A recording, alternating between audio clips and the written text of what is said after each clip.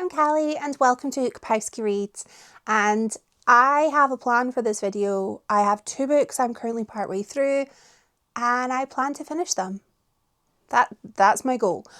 I am going to tell you what the books are and then we're going to go from there. I have a non-fiction and I have a fiction. So we'll start with the fiction, which is Made in Reality by Stephanie Pratt. This is a memoir of Stephanie Pratt, who I know from being on The Hills. Apparently she was on Made in Chelsea, but I watched season 1 of Made in Chelsea and I didn't like it. So I didn't watch any of the other 87 series. So I didn't know she was on it. Good for her.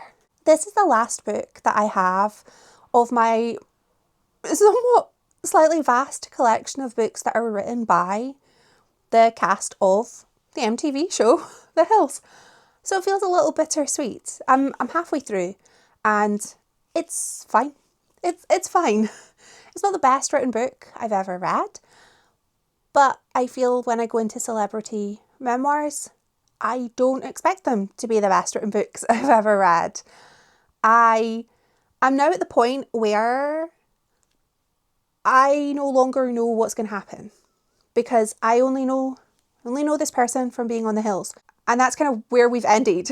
We've just finished The Hills. So don't know what's next for Stephanie Pratt. Although I expect Made in Chelsea. I didn't know a lot about her as a person, really, other than being on a reality show in the 2000s. And I didn't know she had addiction issues. I didn't know that she had been institutionalized for those. And it's kind of heartbreaking because reading about her health issues and then knowing what was happening on the show, it does make some of the comments that some of the men made towards her seem cruel. I'm not hiding the fact that I did not like most of the men on the series of The Hills at all. The characters they play. I don't know them as people, just the characters I saw. I didn't like them. Anyway, back to the books. So this feels a bit bittersweet for me to be ending my little The Hills reading. If anyone wants a tier ranking of the books I've read, I think I've got about 13, 15, something like that. Did we count cookbooks? I don't know. Let me know. I will happily blather on about those for ages. The fiction novel actually is an end of an era book. And it's Psychoraag by Suhayl Saadi. This is on my spring TBR. We're doing it. It's also a delightful paperback. This takes place during the last night of a Glasgow radio station and it covers the span of the last show, which runs from midnight to 6 a.m. with the DJ called Zaf, Z-A-F, as he keeps reminding everybody when he is DJing. And each chapter covers an hour of the show. I'm halfway through, I'm enjoying it, but it's weird. The main character Zaf is using this as an opportunity to kind of reminisce on, not really the show, just on his life. He's mainly thinking about like his lovers, past and present, his parents, their journey to the UK, his father's dementia. There's a lot that he has got to think about. And he's also thinking about the city, the community itself. This is a very surreal novel. And it's taken me a while to get to the halfway point, not because I didn't want to read it, but because there are only 6 chapters. It's 420 pages long, and each chapter is not an equal amount of pages. So with such large chapters, I really need to be in that mindset to just sit and have my thinking brain ready to digest this. I do favour shorter chapters just because it means that I can just sit and read for half an hour or something, but sometimes the chapters are 80 pages and it's a slower read and I don't have like an hour and a half to sit and read at that moment in time. So it has been slower for me to read this just because there haven't been as many long spans of reading that I have had available to me, and I hate to pause a book partway through a chapter, but I have had to do that a few times. There is a glossary at the back of the book, so it is written mainly in kind of Scots, but there are some slang terms that I'm completely unfamiliar with, which are in Urdu and Arabic. The glossary at the back of the book features all of the slang words though. So even if you're not familiar with the Scottish words, they're in the glossary too. I'm enjoying the character of Zaf, and I'm enjoying his trip down memory lane, but I'm finding it very trippy. I don't think I like him as a person. He seems very selfish, very arrogant, but I like him as a character, so I'm having a great time. I'm going to go read more of this. I'm hopeful I'm going to finish it and then come back and tell you about it. I am about to start chapter 4, which I know is 140 pages, which is large when your book is 420 pages long. So I think that when I finish chapter 4, I'm just going to be like, might as well crack into those last 60 pages. Doesn't feel like there's much left when you finish that. So I will come back when I have an update, and yeah, that's it.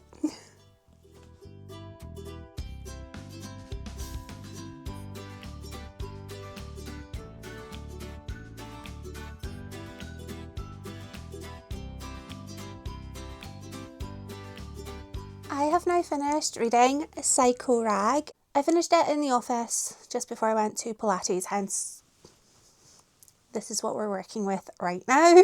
So as I was fighting for my life doing ab work, I was also thinking about this book because I had to digest it. And turned out I digested it while doing ab work. I have abs somewhere. There's like there's a muscle somewhere. It's just under a lot of crisps. But overall, I had a fantastic time with this book. It was amazing. And so underrated. I have not heard anybody talk about this, and people should, so I'm going to. We have a lot of key plot points in this book, but I'm going to focus on the main ones, which kind of surround Zaf and his relationships, his romantic relationships, past and present. We have 2 women in question. We have Zilla, who has addiction issues. She is a sex worker now, and she is so far from the person that Zaf originally met, but he is still holds a candle for her, and we see him struggle with this affection he still holds for her, but the affection is for the version of Zilla that no longer exists. We also see him be very defensive when he is accused of being the one that had introduced Zilla to these substances. He is like, no, wasn't me. And then it turns out he had introduced her to something. Was it a gateway? I don't know. But Zilla, as we see, is very resentful towards Zaf. And she views him as setting her on this path and of thinking that he is better than her. And she's just very angry at him. His current relationship is with a nurse called Babs. They have such a rocky relationship. They're just very different people, not just culturally different, but in terms of what they want out of life and in terms of what their expectations are of each other. Babs is very kind of settled, wants some normality in her life and wants stability, whereas Zaf is, we don't really know him to have had like a settled career or anything in this book. We just know him to have been a DJ for 3 months doing the midnight to 6 a.m. shift, and he and Babs have barely seen each other while he's been doing this DJ work, and that's definitely having an impact on their relationship. Not for the best. The story flips a lot, and it's not clear how many of these interactions that Zaf is having are real and how much is in his head. I would hazard a guess to say that the vast majority of the storylines regarding his ex and current girlfriend are in his head, because I don't think that Zilla is showing up to the radio station and getting him high. I don't think that's happening in the real world. I think somebody would have commented on something, so I think that's not real, but it's very trippy trying to work out what is fact and what is fiction. There's also a massive focus on the South Asian community, especially in Glasgow where this book takes place. and the changes that this community have faced over the years, comparing Zaf's experiences to his parents who came to Scotland many, many years before he was born. There's also that element of like a hierarchy in the community. There are people who are kind of in charge. There is a gang. There's a gang who come to the radio station. Again, it's not clear if this is real or if this is not.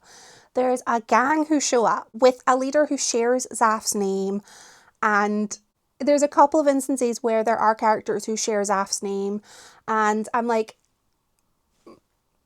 is this just a really common name? Is Zaf the Claire of the 90s where every school year has about 8? Or I don't know. So that was very interesting. There's a gang and they show up to the radio station, and they're the reason that the radio station is getting closed, and there's lots of like politics regarding the social hierarchy of this community.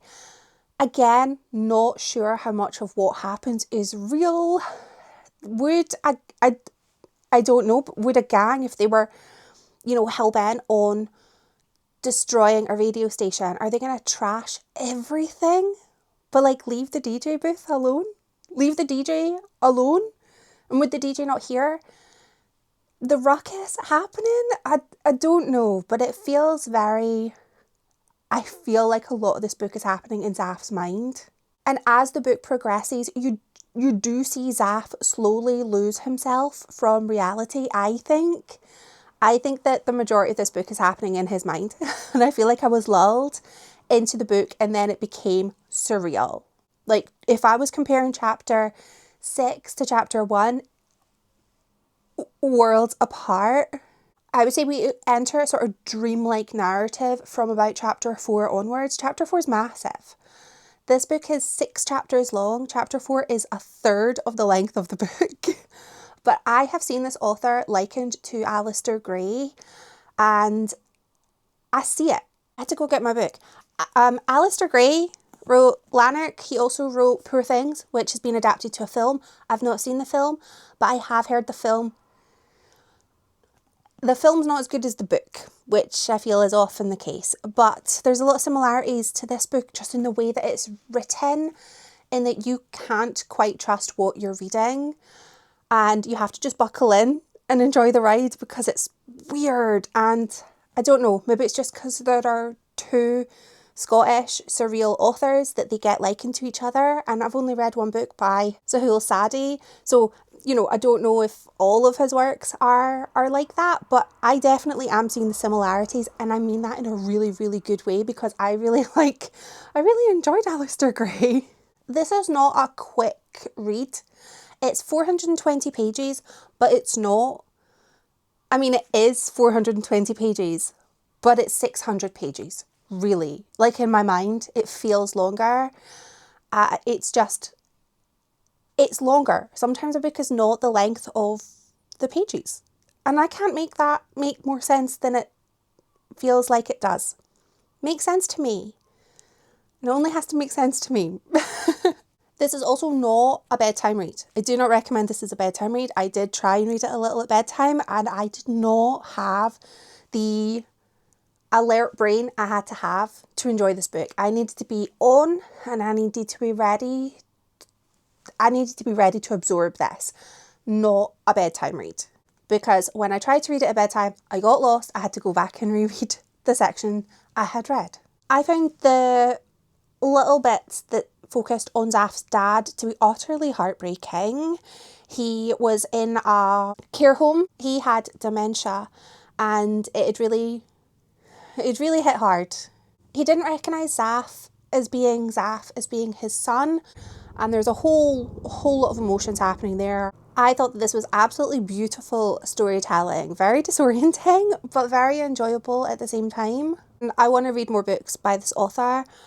I went to check this on Goodreads to see, has anyone I know read this? No, there's only 34 reviews of this on Goodreads. How? This was, it's not self-published. How does this only have 34 reviews? It will have 35 because I'm going to post mine. And I don't normally post that much in reviews, but I'll maybe post a couple of sentences because I feel this book should have way more ratings, like 34. How can that be? It's so good. I highly recommend this. I still have like 100 pages left of Made in Reality and I'm having a good time. It's a very different book to this and it's a nice sort of like palette cleanser. So I will come back when I have an update on that. We've got bank holiday weekend coming up, so I'm probably going to finish it.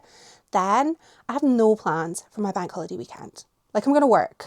We've got some extra work coming up, so I'm going to do that. But other than that, eat some crisps.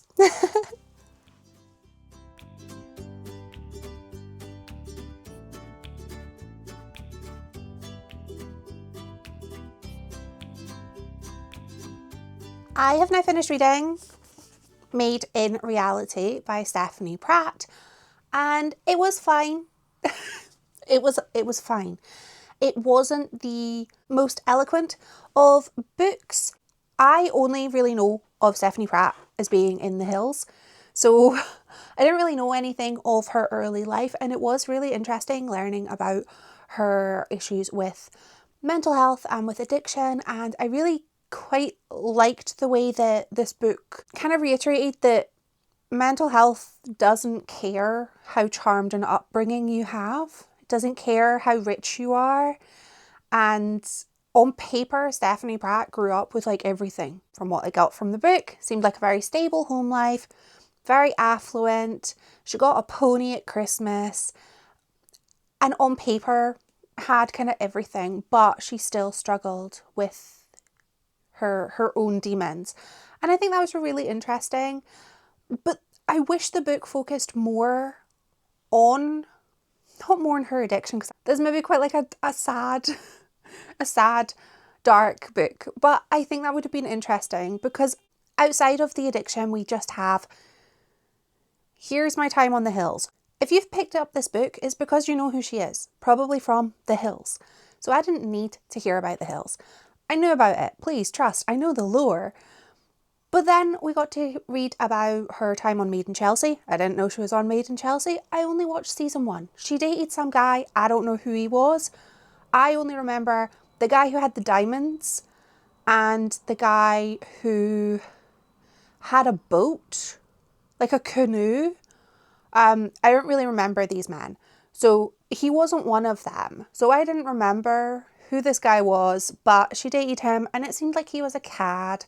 And then she went on Celebrity Big Brother and it just seemed like, who were these celebrities on this season of Celebrity Big Brother? Again, I only watched Celebrity Big Brother that time Vanessa Feltz went. She lost it. Jack D was climbing over fences. Might have just been the first season, really. So I didn't know any of this, but it wasn't told in an interesting way. It was just like, here's a summary of half a series of a show. Here's a summary of a reality show that you didn't watch.